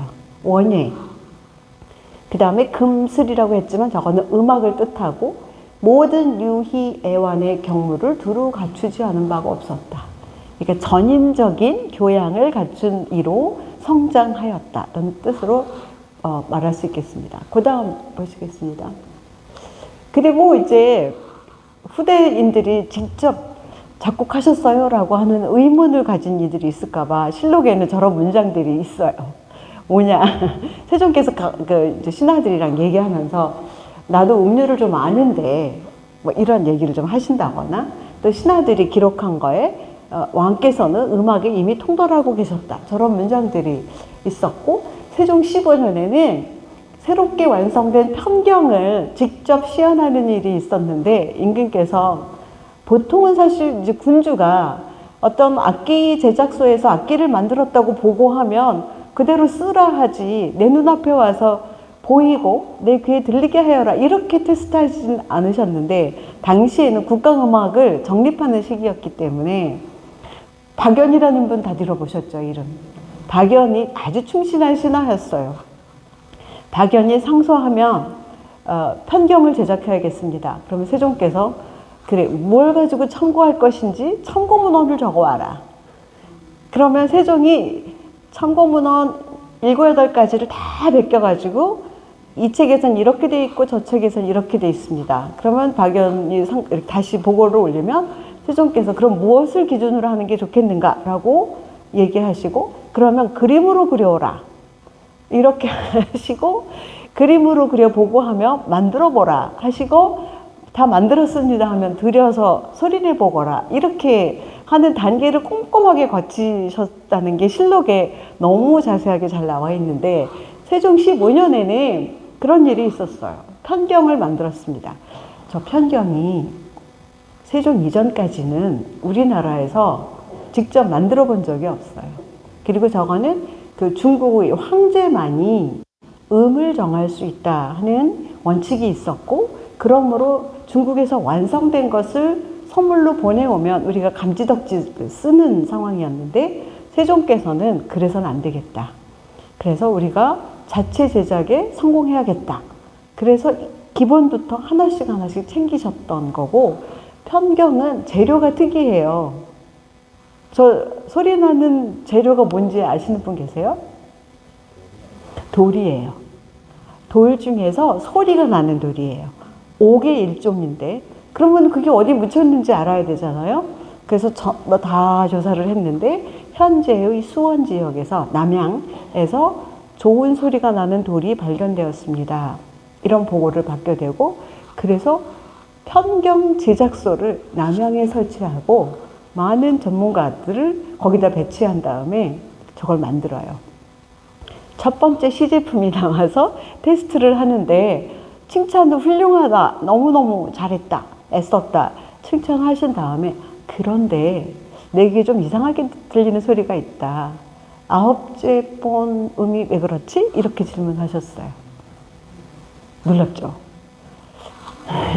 그게 이제 한국사전이라는 KBS 다큐멘터리 제작팀에서 저거를 재현을 했는데요. 실록에는 어떻게 돼 있냐? 그래서 9번째 음이 좀 이상한데? 라고 했더니, 편경을 만들기 위해서 재단하려고 붓으로 그려놓은 자국이 아직 남아있더라. 그 뜻은 뭐죠? 아직 덜 깎였다. 그러므로 음정 조율에 차이가 날 수밖에 없었다. 그걸 다 갈아놓고 다시 소리를 냈더니 드디어 맞았다. 이런 기록이 있었습니다. 저거를 저렇게 정확한 음정을 귀로 듣는 사람들을 요즘 뭐라고 하죠? 절대음감이에요. 그래서 저 일화 때문에 세종을 절대음감의 소유자라고 합니다. 가짜일까요? 진실일까요? 진실이니까 기록이 돼 있겠죠. 믿고 싶어요. 네. 실제 그러셨으리라고 생각해요. 그런데 저 다큐멘터리 좀 시간이 있으면 보여드리는데 못 보여드리지만 이제 확인했더니 돌에 만약에 이게 1도잖아요. 1도의 10분의 1 이랬대요. 근데 실제로 음대생들한테 그 소리 이렇게 차이 나요? 라고 이렇게 물어보면 그 중에 아주 한두 명 귀가 좋은 사람만 분별해요. 저도 똑같이 들리는 그런 차이예요. 네, 넘어가겠습니다. 저렇게 다 실험했었어요. 네. 다음은 넘어가겠습니다. 그래서 세종 때는 저렇게 악기를 아까 그림으로 그려오라 라고 한 보고서가 저렇게 남아있는 거고, 저 그림 속에는 무슨 재료를, 저거는 이제 종이잖아요. 그러면 이제 이렇게 주물해가지고 몇 대 몇으로 섞는 거, 그 다음에 어떻게 하는 거가 너무너무 디테일하게 잘 기록이 되어 있습니다. 다음 페이지 보겠습니다. 아무튼 그런 일들이 있었고, 세종께서는 세종 7년에 저런 29살에 뜻을 세운 후에 51세가 되는 저런 전 기간 동안 국가 예약의 정비를 완성하십니다. 그리고 처음에는 무조건 중국 고전에, 중국 고전이라 하면 막 주나라 시대에 훌륭하다고 기록된 고전에 충실한 것을 재현하고자 했어요. 이 사실이 선생님들께서 학교 다닐 때 공부하신 박용과 함께 악을 정비하였다라고 외우셨던 바로 그 대목입니다. 근데 웬일인지 그 뒤 얘기는 별로 귀담아 들으실 기회가 없으셨을 거예요. 그런데 악을 정비하셨다는 뜻은 무엇이냐면, 마치 서양에서 르네상스 시대와 같은 고전을 재현하는 그런 수준이었다고 봅니다. 그래서 고전은 고전으로 굉장히 존중받아 왔지만 현실에서는 그런 것들이 제대로 전승되지 않았는데, 그거를 세종이 원전에 충실하게 거의 완벽한 수준으로 복원, 재현해서 국가음악으로 정립했다는 것이 굉장히 훌륭한 성과입니다. 그리고 저것은 우리끼리만 칭찬하는 것이 아니라 세계적으로 동양의 음악사를 연구하시는 분들이 세종의 국가음악 정비는 동아시아의 르네상스와 같다 이렇게 평가를 한 것이 세계 음악계의 평가인 것입니다. 네, 그 다음에 넘어가겠습니다. 그 다음에 이제 저기 넘어가기 전에 말씀을 드리면 저것만 갖고도 이야기가 어마어마하게 많이 있지만 핵심만 드리면 세종께서는 1차로 그 고전에 맞는 거를 완벽한 수준으로 채워 놓으셨어요. 그 다음에 그거를 계속 써왔고 당시의 신하들은 이제 우리는 진짜 중국에도 뒤지지 않을 훌륭한 그 예약을 정비해 놓은 자부심이 있다. 이렇게 생각하고 있는 중에 세종 임금 자신만 의문이 있었어요. 왜냐? 저렇게 작업을 하시던 중에 어느 날 그 조상 제사를 종묘에 가서 지내고 돌아오시는 길에 이렇게 질문해요. 국가의 왕이 제상하는 대상은 하늘, 땅, 그 다음에 종묘의 조상들, 그 다음에 또 모든 인류의 스승, 공자와 그 유학자들로 존중받는 선생님들, 그분을 모신 사당이 문여예요. 성균관 대학 안에 있는.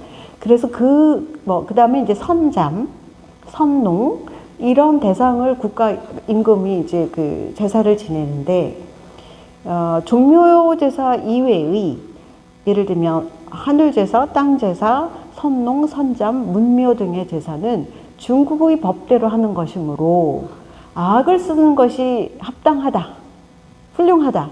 그런데 우리 조상은 살아계실 때는 우리 음악을 들으셨는데 돌아가신 후에 악으로 제사하는 것이 맞을까? 이렇게 질문하세요. 근데 보통 임금이 질문하면 누구나 대답을 하게 돼 있어요. 그 서관이 대답을 쓰게 돼 있는데 그 실록 문장, 임금의 질문 다음에는 no answer, 답이 없어요. 아무도 동의하지 않았다는 뜻이에요. 지금 우리가 그 옛날 법에 맞도록 훌륭하게 음악을 갖추어서 제사를 지내고 있는 게 이렇게 훌륭한데 임금이 지금 무슨 질문이냐 이렇게 생각한 것 같아요. 근데 세종이 그때 의문을 품었던 일은 혼자서 차곡차곡 작업을 해 오셨고, 그리고 나서 음악이라는 거는 사람과 사람의 마음을 통하게 하는 것이 매우 중요한데 우리 귀에 중국식 법에 맞는 악이 그렇게 친하게 들리지 않는 거예요. 감정 소통이 이루어지지 않는다. 그럼 우리 감정은 뭘로 소통하냐? 우리가 늘 듣던 우리 옆에 있는 음악들인데요. 그거를 한자로 향이라고 해요. 향아, 고향할 적의 향. 그래서 그 당시에 고려로부터 내려온 학교 다니실 때 배웠던 고려가요라는 곡목들 기억하시나요? 아시는 곡명이 뭐 있으세요?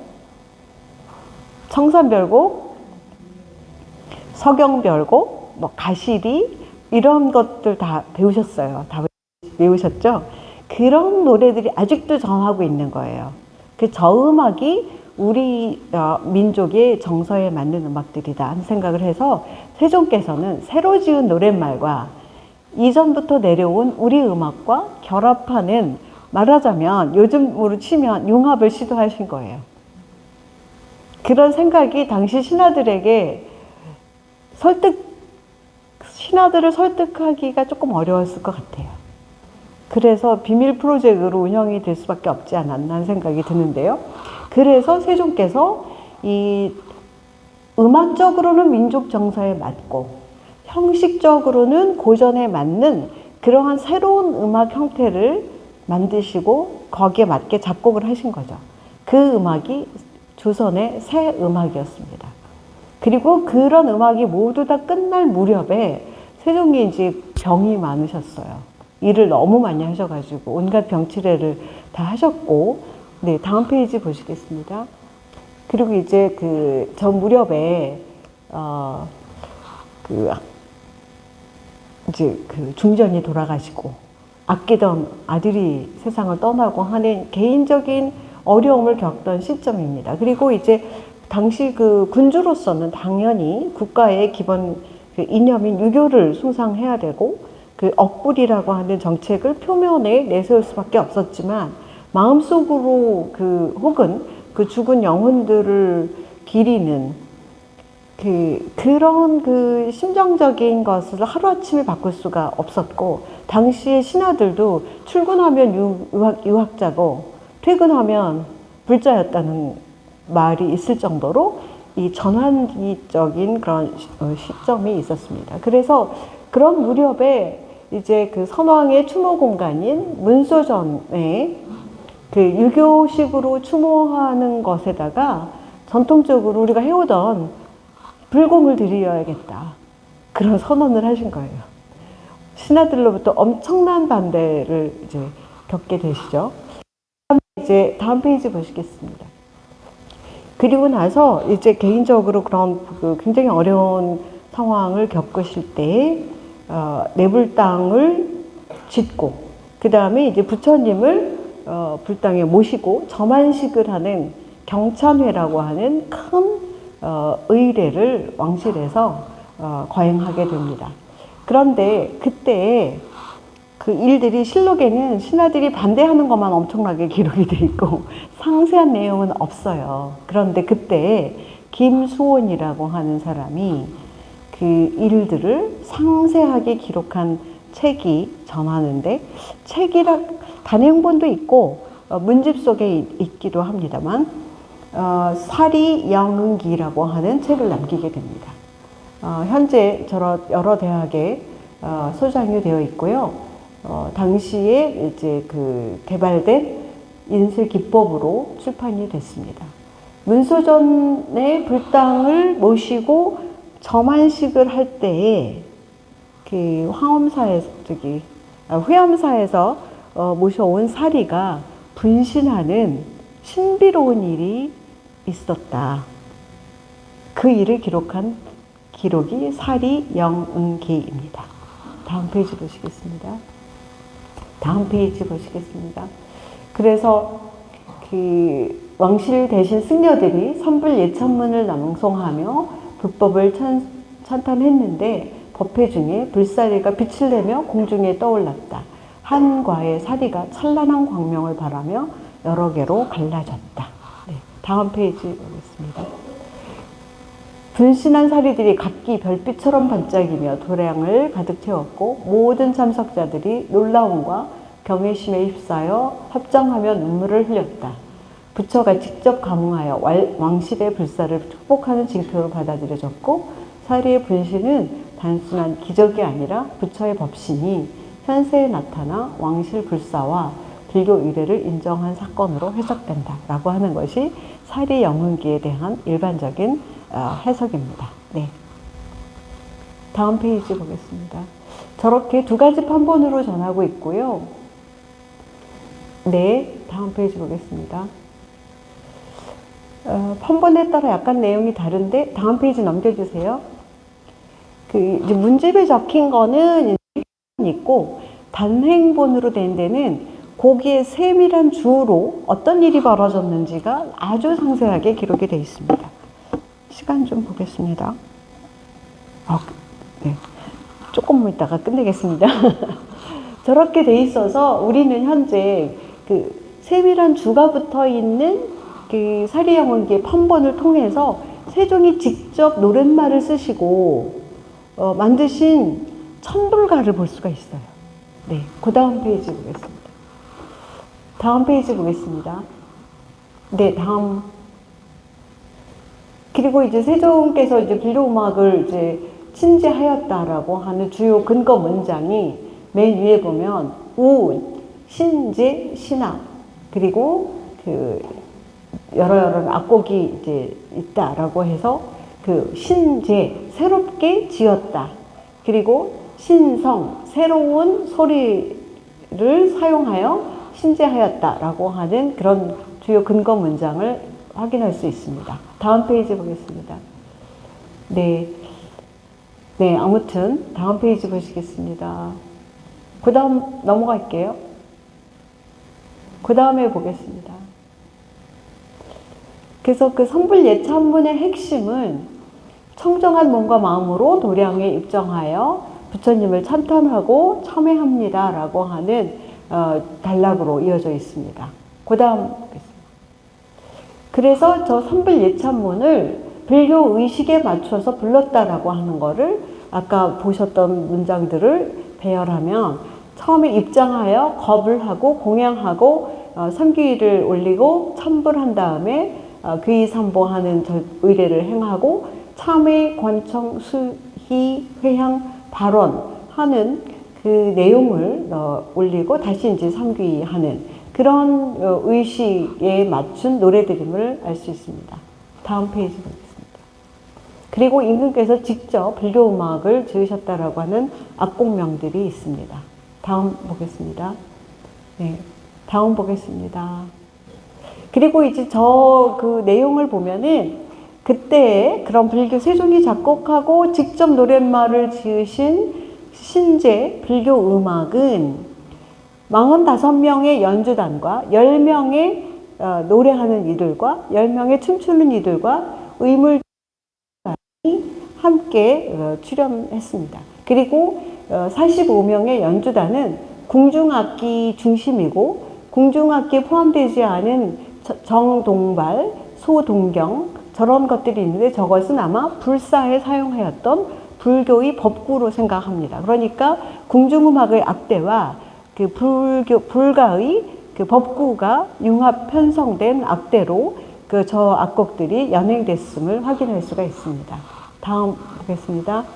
그리고 그런 이건 이제 16세기의 그림인데요.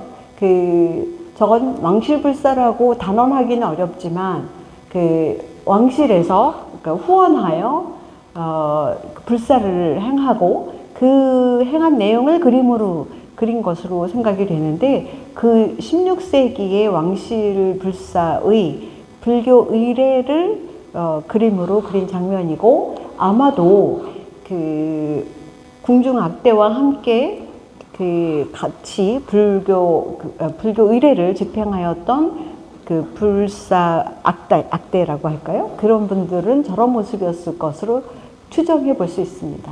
다음 보겠습니다. 네, 다음 보겠습니다. 네, 그리고 아까 이제 말씀드렸는데 악학괴범이라는 명칭 쓱 지나갔잖아요. 근데 그게 왜 중요하냐면 이제 세종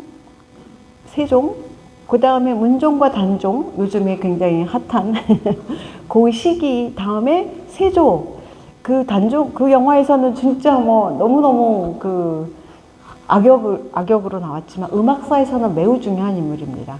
세종께서 한 일을 세조가 한 번 더 리바이즈 해가지고 그 다음 때로 전했거든요.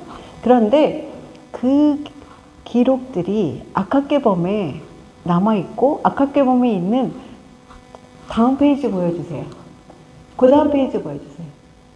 저거 아세요? 보신 적 있으시죠? 처용무죠. 저 처용무가 신라 때부터 전승되어 온 춤이긴 한데 악학괴범에 적힌 기록에 따르면 저 처용무를 중심으로 앞과 뒤에 불교의 천탄, 선불 예찬이 포함이 되어 있어요. 그리고 저것은 내불당의 이제 불사이기 때문에 그 처용의 그런 본성이 나쁜 것을 물리는 그런 역할이 있거든요. 그래서 그것도 포함하여 그 다음에 처용무와 함께 승려들이 이렇게 불법을 찬탄하는 연부를 하면서 연행하고 있는 그런 구성이 악학괴범에 너무도 자세하게 적혀 있고 유교 국가의 악학괴범이지만 저 악무에 대해서는 저 악무를 연행할 때 사용하였던 불교 가사들이 그대로 다 적혀 있습니다. 그래서 사실상 지금도 맘만 먹으면 세종께서 작곡하신 방법을 우리는 악보를 통해서 알 수 있고 작사가 있고 연행 방식이 악학괴범이 있기 때문에 지금 우리가 잊고 있는 세종이 직접 작곡하신 그 불교 음악을 재현해낼 수도 있다 이런 생각을 하고 있습니다. 다음 페이지 보겠습니다.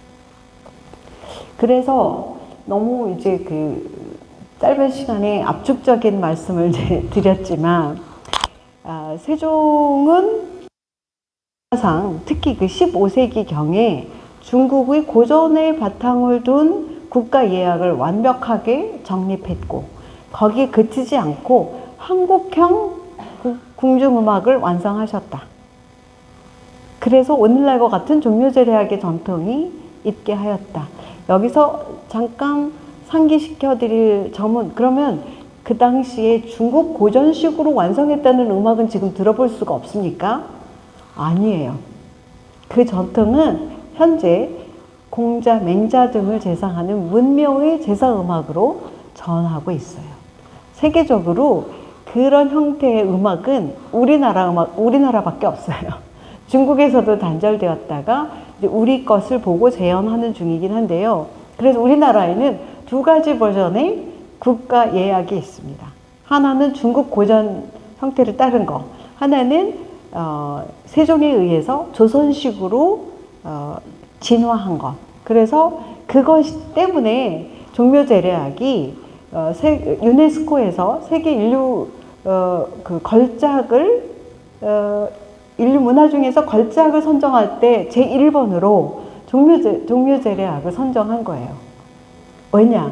건축이 있고 그 건축 공간에서 연행되는 컨텐츠가 있는데 그 컨텐츠가 역사적으로 오래되었을 뿐만 아니라 자국화되었다. 매우 창의적으로 자국화된 전승이 이루어지고 있다는 점이 그 인류 구전 무형유산의 가장 뛰어난 점이다. 이렇게 인정을 받은 거고, 그걸 해내신 분이고, 그런 시점에서 세종이 그와 같은 방식으로 불사를 위한 음악을 직접 작사, 작곡하여 남겨주셨다 하는 점이 오늘 제가 드리려고 하는 말씀의 핵심이었습니다.